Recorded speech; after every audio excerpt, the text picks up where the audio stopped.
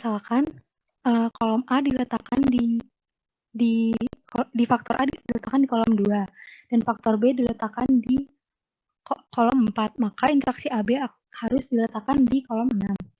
Dan misalkan contoh kedua, faktor A diletakkan di kolom 4, faktor B diletakkan di kolom 6, maka faktor interaksi AB harus diletakkan di kolom 2.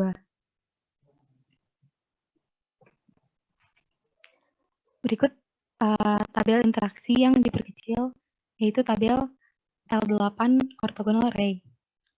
Dapat dilihat jika faktor A diletakkan di kolom 2 dan faktor B diletakkan di kolom 4, maka faktor interaksi AB akan diletakkan di kolom 6. Lalu yang kedua, grafik linier. Artinya apa itu? Diartikan dulu. Coba balik lagi. Interaction 8 itu faktor. Itu 8 faktor.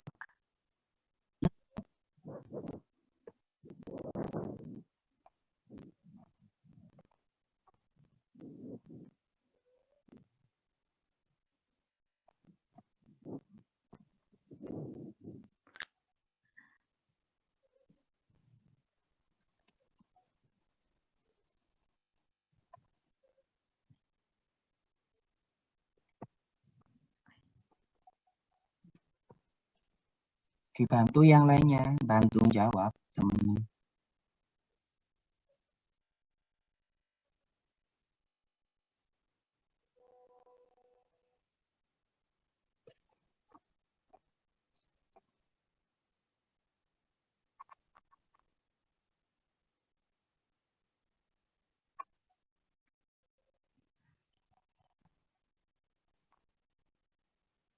L8 A orthogonal array.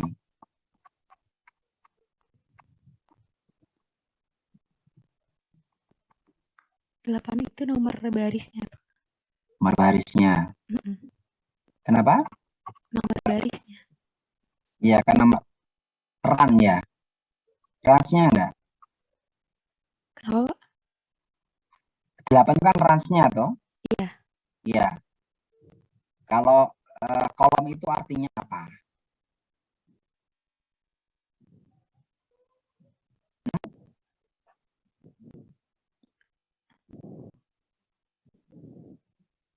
Jumlah faktor. Nah, berarti L8 di sini OA, berarti ini untuk berapa? Untuk berapa faktor? Untuk berapa faktor?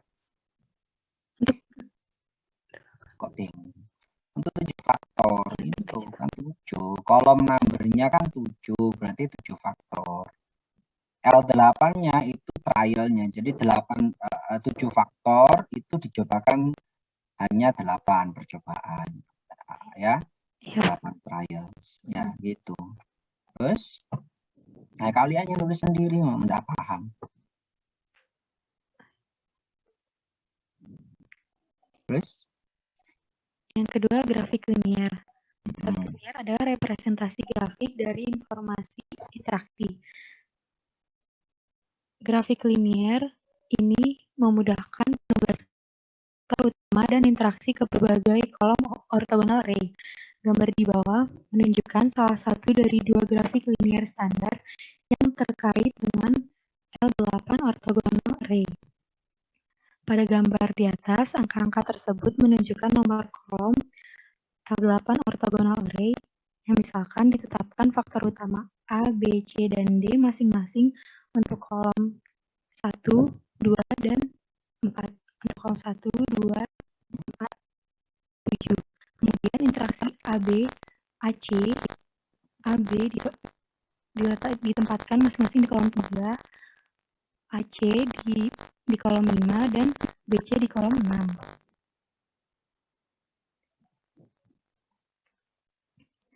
Analisis data dari percobaan Taguchi. Data yang dikumpulkan dari eksperimen Taguchi atau orthogonal array dapat dianalisis menggunakan metode grafik respon atau analisis of variance. Variabel data Yang pertama, variabel data hanya dengan faktor utama tanpa interaksi. Ilustrasinya, sebuah percobaan dilakukan untuk mempelajari pengaruh dari 7 faktor utama, A, B, C, D, F, dan G, masing-masing di dua level menggunakan L8 orthogonal array. Hasil respon dari dua ulangan diberikan dalam tabel di bawah. Dengan dua ulangan dan 7 faktor,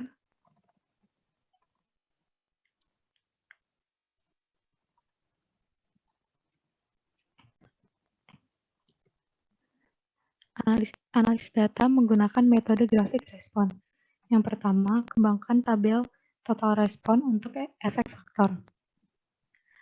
Tabel di atas dikembangkan dengan menambahkan nilai respon yang sesuai dengan setiap tingkatan level 1 dan level 2 dari masing-masing faktor. Misalnya, level 1 total faktor A adalah jumlah observasi dari percobaan 1, 2, 3, dan 4, yaitu level 1 dengan hasil 56, yaitu dari jumlah faktor dari A1 yang faktornya 1 dijumlahkan 11 ditambah 11, 4 ditambah 4, 4 ditambah 10, dan 4 ditambah 8. Yang hasilnya 56. Dan untuk yang level 2-nya, yaitu yang di sebelah sini, 9 ditambah 4, 4 ditambah 3, 1 ditambah 4, dan 10 ditambah 8, yang hasilnya 43. Dan yang lainnya, coba diulang lagi.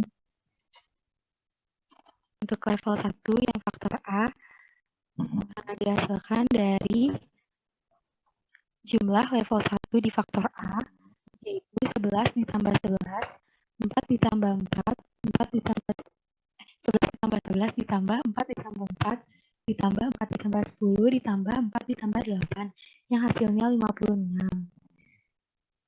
Untuk faktor itu respon results itu apa? Respon 1, respon 2 itu apa? Ulangannya. Iya, itu ulangannya. Ulangan 1, ulangan kedua gitu ya? Iya. Oke. Dan untuk misalnya untuk contoh kedua, untuk yang level 2 di faktor B, yaitu 4 ditambah 10, 4 ditambah 8, 1 ditambah 4, dan 10 ditambah 8, yang menghasilkan 49. Dan begitu juga yang lainnya. Kalian tahu ya, orthogonal array itu kalau dijumlahkan 0 nanti ya. Paham ya? Iya. Ya. Ortogonal itu penjumlahnya sama dengan 0. Ya, plus min ya, plus min.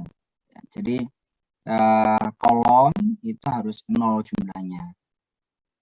Ya, kan kolomnya jumlahnya ini 1 sebanyak 4, 2 sebanyak 4. Ya, ke bawah yang A itu 0 jumlahnya.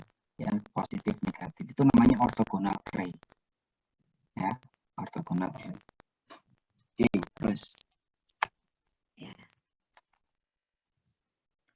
Yang kedua, buat tabel respon rata-rata dan beri peringkat perbedaan level dari setiap faktor.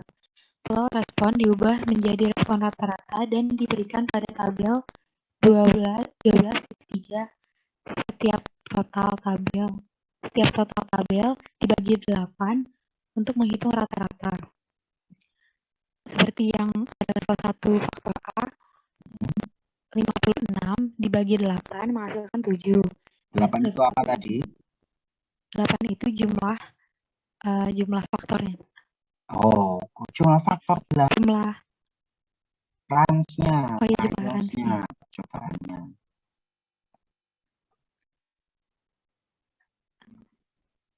Dan yang C juga seperti itu, 53 dibagi 8 yang menghasilkan 6,63.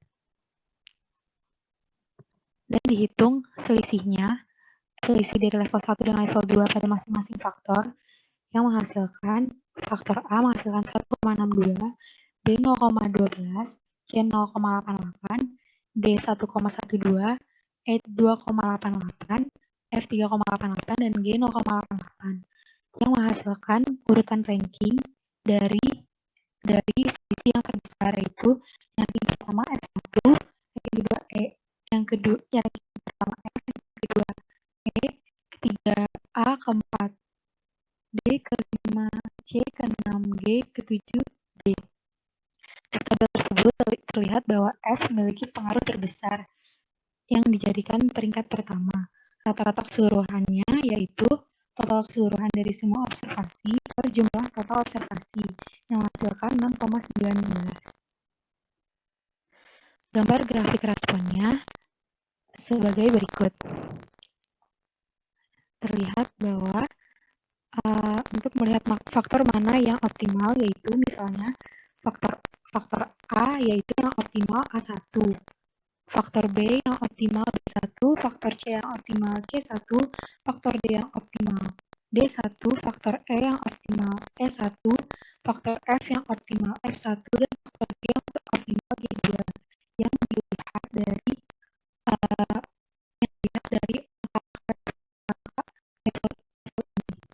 Ya,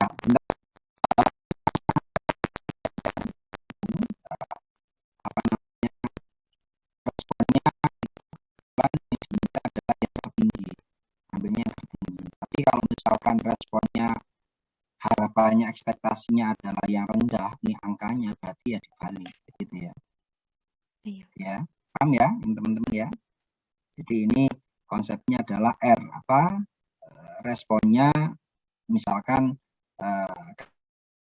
tinggi tanaman ya yang paling tinggi yang paling bagus, ya, banyak daunnya yang paling bagus.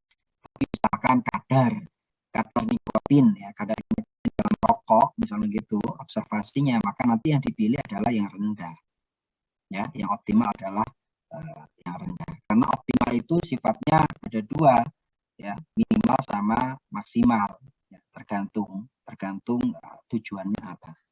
Oke, lanjut. Yang keempat, memprediksi kondisi optimum. Berdasarkan tujuan percobaan, apakah meminimumkan atau memaksimumkan respon? Misalkan dalam percobaan ini tujuannya adalah memaksimalkan respon. Untuk menghasilkan respon, kondisi optimal dipilih berdasarkan nilai rata-rata yang lebih tinggi dari masing-masing faktor. Berdasarkan kasus yang tadi, kondisi optimumnya yaitu A1, B1, C1, D1, E1, F1, dan G2.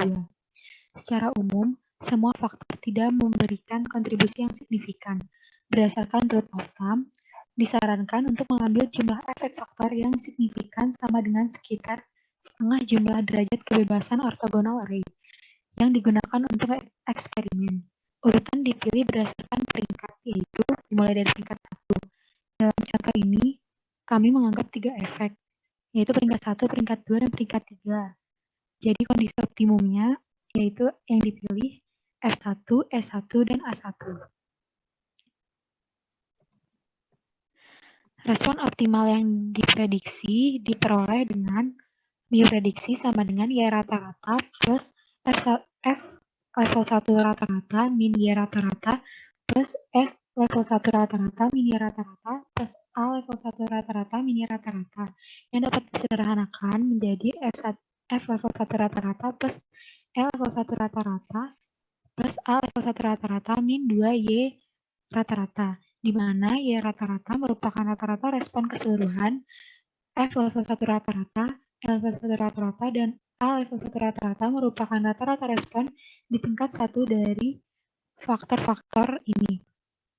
Maka respon optimal yang diprediksi pada kasus tersebut yaitu dihasilkan sebesar 10,38. Analisis data menggunakan analisis varian. Yang pertama, menghitung faktor koreksi dengan rumus FK sama dengan T kuadrat per N, di mana T merupakan total umum, N merupakan jumlah total pengamatan. Yang kedua, menghitung jumlah kuadrat. Jika total dihitung menggunakan observasi individu respon data. Jika total sama dengan jumlah YI kuadrat FK. Jumlah faktor efek dihitung menggunakan total level. Jika A sama dengan A level 1 kuadrat per jumlah A level 1 plus A level 2 kuadrat per jumlah A level 2 min FK. Begitupun sampai jumlah kuadrat G, di mana A1, B1 sampai G1 merupakan level 1 total faktor A, B sampai G. NA1, NB1 sampai NG1 merupakan jumlah observasi yang digunakan di A1, B1 sampai G1. A2, B2 sampai G2 merupakan level 2 total faktor A, B sampai G. NA2, NB2 sampai NG2 merupakan jumlah observasi yang digunakan di A2, B2 sampai G2. Jumlah kuadrat Galat dihitung dengan mengurangi jumlah semua faktor jumlah kuadrat dari jumlah total kuadrat. Dengan rumus JK Galat sama dengan JK total min JKA plus JKB plus JKC plus JKD plus JKE plus JKF plus JKG. Derajat bebas. Derajat bebas A sama dengan jumlah level faktor A min 1 atau sama dengan KA min 1. Begitu pula sampai derajat bebas G. Derajat bebas total sama dengan jumlah observasi min 1. Derajat bebas Galat sama dengan derajat bebas total min derajat bebas A min DBB, DBC, min DBD, min DBE, min DBF, dan min DBG. Berikut merupakan tabel ANOVA-nya di mana KT yaitu JK faktor tersebut per DB faktor tersebut.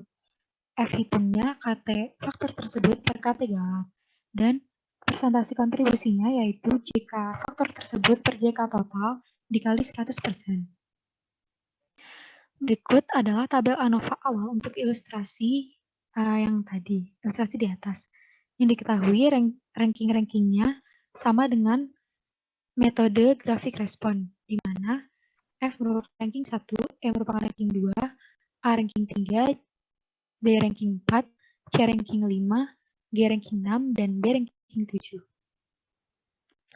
Jika percobaan tidak direplikasi, jumlah kuadrat dari kolom yang belum ditetapkan diperlakukan sebagai jumlah kuadrat Galat. Bahkan, jika semua kolom ditetapkan dan eksperimen tidak direplikasi, maka dapat memperoleh ragam Galat dengan pooling jumlah kuadrat dari ragam faktor atau interaksi yang kecil. Jika semua kolom tidak ditetapkan dan eksperimen direplikasi, maka akan mengalami error eksperimental karena replikasi dan error dari kolom yang tidak ditetapkan. Kedua kesalahan ini dapat digabungkan bersama untuk mendapatkan lebih banyak derajat kebebasan dan menguji efek-efeknya. Nilai F tabel pada taraf signifikan 5% adalah 5,32. Jadi, dari ANOVA tersebut dapat dilihat bahwa hanya faktor E dan F yang signifikan. Ketika jumlah kuadrat Galat tinggi atau derajat bebas Galat kurang, sebagian besar faktor menunjukkan signifikansi. Untuk meningkatkan derajat kebebasan dari jumlah kuadrat Galat dengan menggunakan beberapa faktor atau interaksi jumlah kuadrat, sehingga dalam ANOVA akhir akan memiliki efek yang sama dengan setengah derajat kebebasan orthogonal array yang digunakan dalam percobaan. Ini serupa dengan pemilihan efek berdasarkan peringkat untuk menentukan kondisi optimal dalam metode grafik respon. Ada dua pendekatan yang disarankan, yaitu pulling down dan pulling up sebagai berikut. Yang pertama, pulling down. Dalam pendekatan pulling down, dilakukan pengujian ragam faktor terbesar dengan ragam gabungan dari semua faktor yang tersisa. Jika faktor tersebut berikut, maka faktor terbesar berikutnya akan dihapus dari kumpulan dan uji F dilakukan pada kedua faktor tersebut dengan varian gabungan yang tersisa.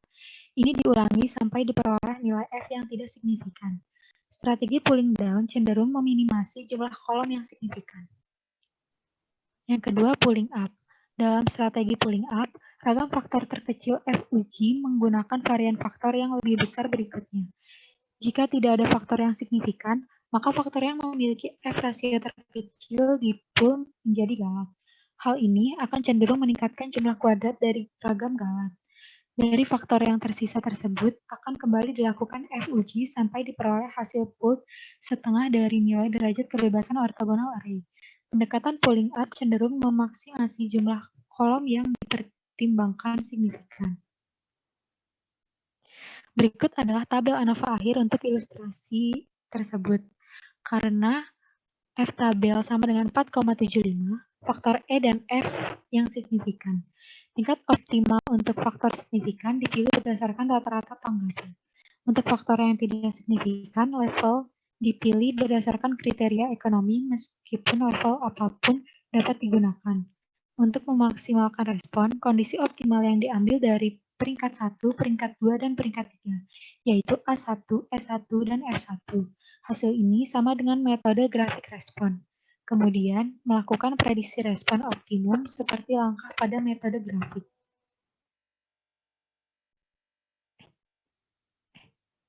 Dari tabel di atas diketahui bahwa urutan ranking berdasarkan kontribusi sama dengan urutan ranking yang diperoleh dengan metode grafik respon.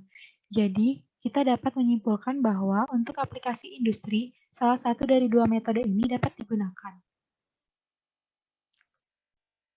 Berikut ini adalah keunggulan ANOVA. Yang pertama, jumlah kuadrat dari setiap faktor dihitung. Jika jumlah kuadrat galat besar dibandingkan dengan faktor-faktor yang dikontrol dalam percobaan, ANOVA bersama dengan presentasi kontribusi akan menunjukkan bahwa hanya sedikit yang bisa diperoleh dengan memilih kondisi optimum. Informasi ini tidak tersedia dari tabel respons. Kontribusi kesalahan yang tinggi juga menunjukkan bahwa beberapa faktor belum dimasukkan dalam penelitian. Yang ketiga, interval kepercayaan untuk rata-rata proses optimal yang diprediksi dapat dibangun. Yang keempat, hasilnya dapat divalidasi secara statistik. Berikutnya akan dijelaskan oleh teman saya. Ica, aku minta tolong share screen sendiri. Kamu